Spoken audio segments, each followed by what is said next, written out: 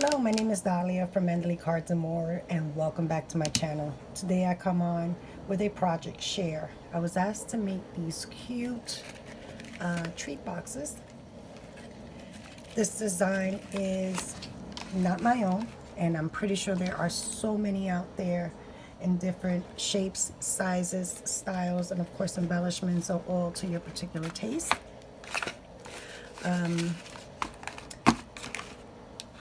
This particular one I found on Laura's Craft Zone channel, and I will leave a link to her tutorial down below. So let's get started. The paper that I used is Better Together. It's one of Michael's Hot Buys by Recollection, and you can see it's very cutesy and whimsical. I thought it'd be perfect for the intentions of the person that asked me to do this. So yeah, that paper pad has been well loved. You will need your paper cutter as well as scoreboard. You will also need, I use the We Are Memory Keepers 123 punch board. So we're gonna need that. Of course, you're gonna need your scoring tool, bone folder, scissors, and of course wet glue. Okay, so I already pre-cut my paper down to the size that we need for today's project. It is 6.5 by 5.5. Okay, such a cute paper, and we're going to score what we need. So on the 5.5 inch side, we're going to score at 1 and 4.5. Okay. On the 6.5 inch side, we're going to score at 1/2, at 2, 3.5, and 5. And we are done with that. So once that's done, this is what you get. And I'll flip it on the back side because you can see easier what the score lines look like. Okay. So let's get this out of the way. Next, we're going to need our punch board.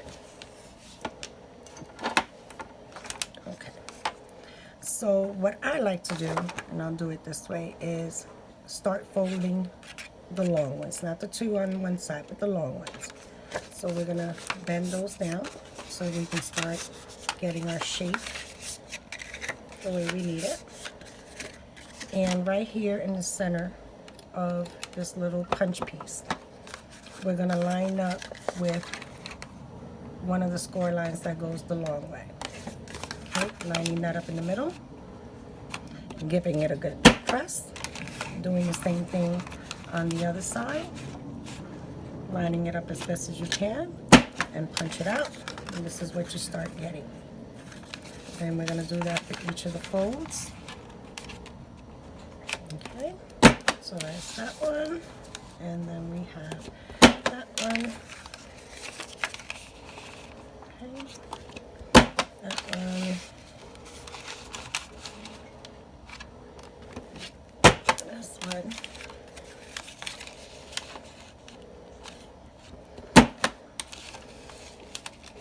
And what this is doing is giving us the bend of these corners right here. Right? That's what that's giving us.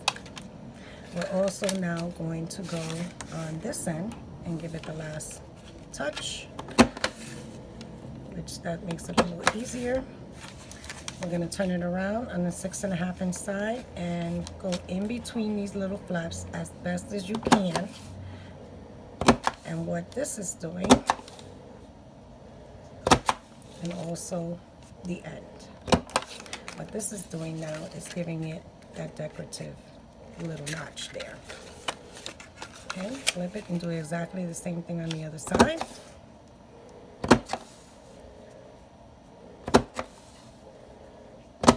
And then the last strip in the end, and we are done with this.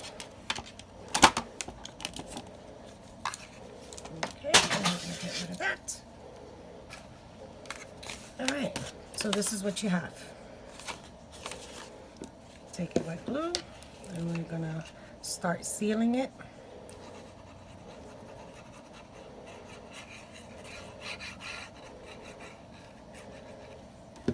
And you're going to line it up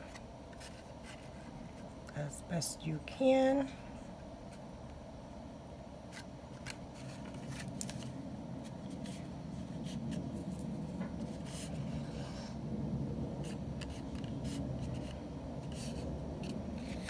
Okay, and I flatten it out the other way to make sure it's sealed underneath. And this is what you have now.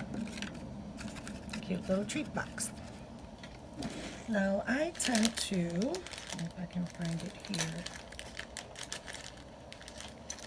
when I'm tying my ends together, I tend to clip the tips. I'm going to use this ribbon.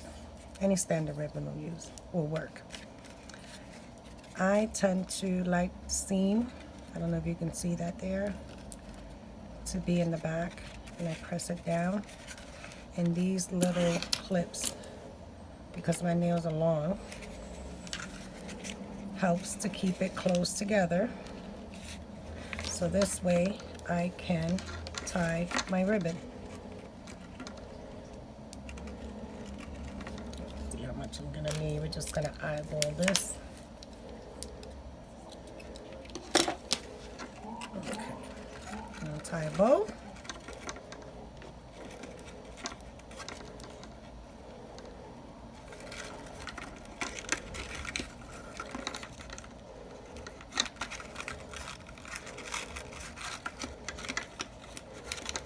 And yes, working with long nails tends to get challenging at times, especially when you're demonstrating or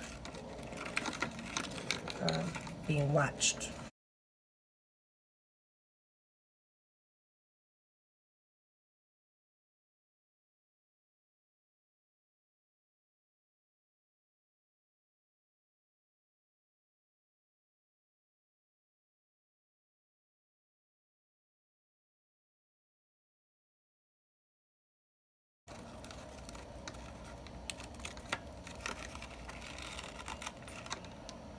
Patience, not the biggest and best person to tie a bow, but there it is.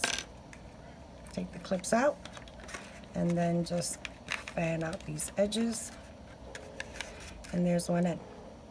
Now at this point you can, what I did with mine is I filled it, and this is a sample that I have, I filled it with decorative shred, right? Just a little bit. The chocolate treats, just a little bit, the chocolate treats, however many you're going to put in there. I have 6 in mine, and another, some more decorative shred, so you don't see them from either end. To finish off mine, I did use a die that I had in my stash. It looks like this. I cut them out and added some baker's twine, kind of to offset it. And this is actually going to be used for the to and from, whoever the recipient wants to give it to, and so the recipient knows where they got it from. And then I use these hearts that came out of a pack like this. And it has stars and it has crowns, but I used the hearts just to give it a nice little Valentine's Day finish there. On the other end, once I stuffed it with the shred and the chocolates and a little more shred, using my paper clips again, I clipped the ends, and again from my stash, I used these two dies. It's a heart with a lock, a key hold, and then the actual key with a little heart. And when that punches out, it looks like this. So here's the hearts. And here is the key.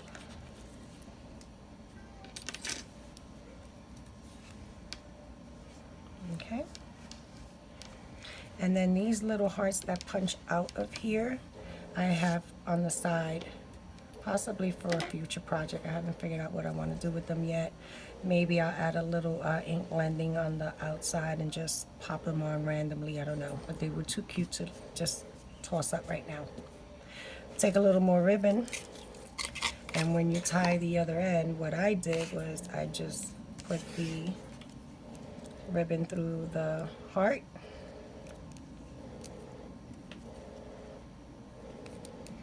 and then through the key. Oh, sorry, through the key and then the heart, just to add a little decorative finish, and then tied it to the end, making sure that both of them were facing in the same direction. And that was it. That's all it took.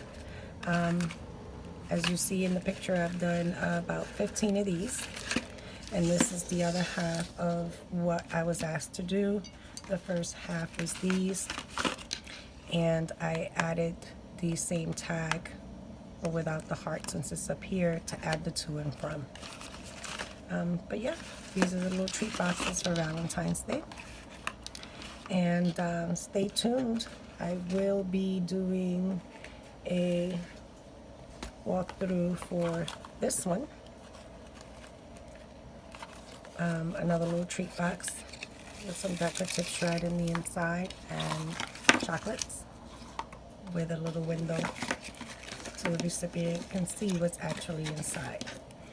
This design I followed from, I don't remember, but I will definitely link it in the when I put up this video who I got it from. Just did mine a little differently. The original tutorial had it with a magnetic closure. Because this is for an elementary class, I thought that was a little too much, and I opted to do a closure like this instead. And of course the decorations will change, so stay tuned for that because I will be coming up shortly after. Okay, so here it is, quick and easy. Don't forget to hit the subscribe button to see future project shares, and as always, thanks for watching. Bye.